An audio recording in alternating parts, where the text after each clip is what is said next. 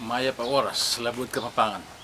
Initang katayid na nitang Tagalugan na kalibang pulo tanam na ito sabihan kong mating kong buring itayid.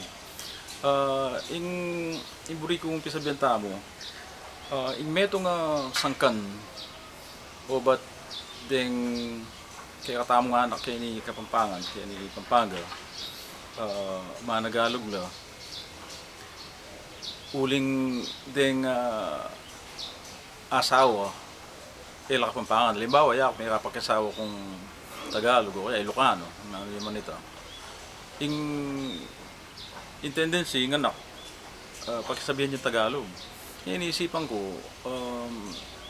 huwag mo maggawantasan kanita kasi ing malyari, nung yako, Kapampanganan kay nga ako, at ing asawa ko, Tagalugan o kaya Ilocan man nung naano man itang namano na, mabiyasa yung nga duwang namano yung anak. Ikid na rin ka rin studies, ingan nakagyo ng pag-aralan nito nga duwang namano nga ito. Metong pa, ding abe, ding nani ang puring manesya anak, nung isa na ilakan na Kapampangan na ro. Kalupan niya naman nito, nung itang manesya kay anak, Tagalugan nung nano man nga mano na, kay din pengari, Kapampanganan de, ingan nak mabiyasa nga dua. Okay? Abalo no retang itang duwang manong reta. Tsaka yung metong pa.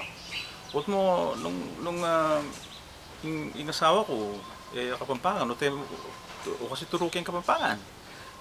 Dakala rin kakilala kong ding asawa do ila Kapampangan dapat may biyasa lang Kapampangan.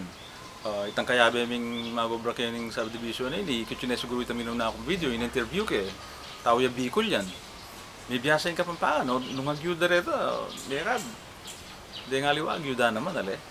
So, sana tayo gagawan sa kanita para din kaya katamong anak maging Tagalog la.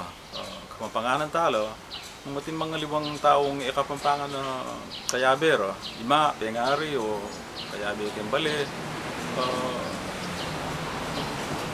Nung pag-isabihan talaga itang karela nga mano, ikanak, abalo na naman ita. Okay? So ito mo yung buri kong panabilin.